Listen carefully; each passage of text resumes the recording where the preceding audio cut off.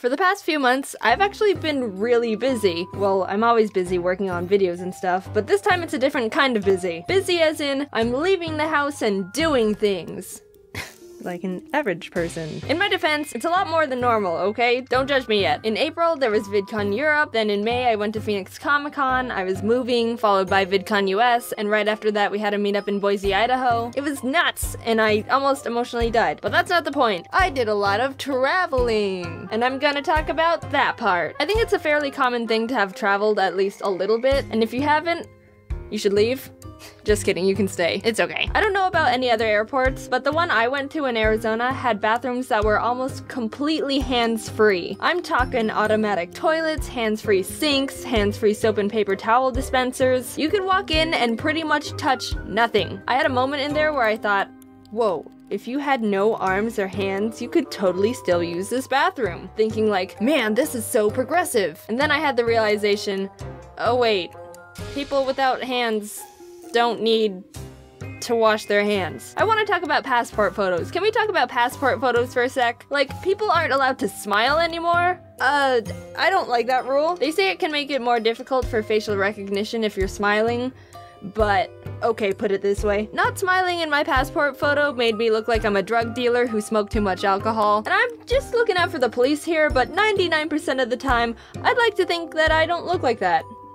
Hopefully. Moving sidewalks! There's not much else to say here. I really love the moving sidewalks airports have, and I wish more places had them. I've imagined, what if we replaced cars and roads with moving sidewalks? Because then people can just go at speeds they want to, and if you crash into someone, then it's like, oh, sorry, man. And there's less blood and death and stuff. Each lane could have a different belt speed, getting faster as you go to the left. And to go even faster, you can just run and go super speed. Think of all the other benefits replacing cars and roads would have. It could reduce pollution, you don't need to pay for gas, it'll get people in shape, you get to feel like Sonic, and most importantly, moving sidewalks are cool. And I want to walk on them more than just in airports because they're cool. Opening the topic to more than just the airport, actually boarding the plane is a complete hassle. First of all, you have to walk down the aisle to your seat, and it always seems like there's a person that's trying to get from seat 30 to like seat 6 in the middle of everyone getting on. The aisle's barely wide enough for someone to just stand in. Attempting to squish past the flow of everyone isn't gonna get anyone anywhere anytime soon. And like, dude, if you have seat 6, how do you even get to the very back of the plane without realizing you should have turned around sooner? It's in numerical order. There's never gonna be a situation where you're walking down and it's like, seat 24, seat 25, seat 26. Oh, seat 3! There it is! If you're stuck in the back, just wait until it's more clear to walk. You've got time, don't worry. It's not gonna be like, okay, everyone's on the plane? Going up! It's also weird to think that the strangers around you are the people who you're gonna be spending the next how many hours with. I get nervous thinking about who's gonna be in the seat next to me because it's a complete gamble and I have no idea what they're gonna be like. For one of my flights, when I got to my seat, the people next to me were already there, and even though I'm super shy, I still wanted to be polite, so I tried to catch their eye to give them a friendly smile. Like, I know we're strangers who don't know a thing about each other and are about to spend 4 hours on the border of popping our personal bubbles, but hey, we cool. I wanted to do that type of smile at them, but I couldn't. I was trying to make quick eye contact to do it, but they were totally acting like I wasn't there. I attempted a few more times and then realized there's a relatively big chance they could tell I kept glancing at them, which is weird in and of itself. And if they actually let me catch their eye after that, the fact that I would have just smiled at them and said nothing probably would have given the opposite type of effect I was going for. So that was something I was anxious about during the entire flight. There's this little girl across the aisle from me. By the way, the aisle is the far superior of all other seats. I mean, sure, window seat has the window, but it's the same thing after like 20 minutes. Clouds. The aisle lets you easily get up and go to the bathroom without having to shove your butt in your neighbor's face, and you're not trapped in the corner like a sardine. Writing this script made me think airplanes are kinda like flying human tins of sardines. Either way, if we don't agree on the obvious superiority of the aisle seat, I think we can both safely agree no one likes the sad sack of the middle seat.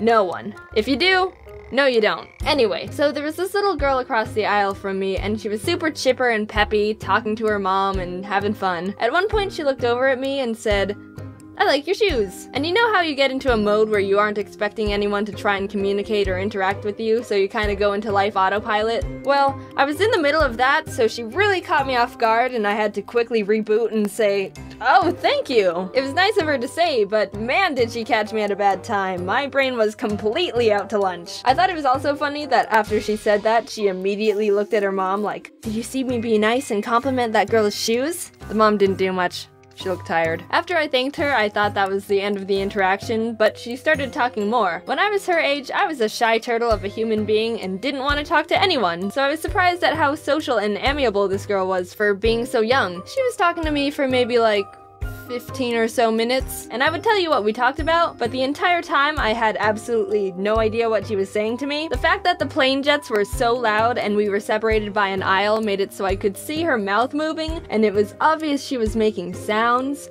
but there was no communication going on between the two of us. It was an awkward 15 minutes of me smiling and agreeing and fake laughing, and I just let it happen. I hope I did good in that conversation. It was kind of like a multiple choice test and I didn't know any of the answers, so I just randomly filled in bubbles. I hope she wasn't some devil-worshipping possessed child and she said something like, "Wouldn't it be cool if Satan struck this plane down mid-flight and we hurled down to the earth in a ball of fiery terror?" And I was just like, yep. And with that, I'm back home and ready to work on videos again. I have no idea what the next one's gonna be about, but I'll think of something. Having no ideas isn't gonna stop me! This isn't me asking for video ideas. I don't take those for the most part, so don't comment any, because I won't take it. Huge thanks to Jomm for animating a few scenes in this video. He saved me a huge chunk of time and did a better job than I ever could dream of doing. Like, did you see that dope anime scene where I was talking about the moving sidewalks and going super speed? If you were like, "Holy crap, Jaden, that was incredible! How did you animate that?" It's because I didn't animate it. Go follow Jomm on Twitter or something and tell him how great he is and how he's so much better than me at making my own videos. One more thing, if you haven't seen already, there's Ari plushes that are on pre-order right now if you want to get one of those bad boys. The order cutoff is Friday, August 11th, and after that, it'll be a long time before you'll have the chance to get them again. The coupon code DOG is still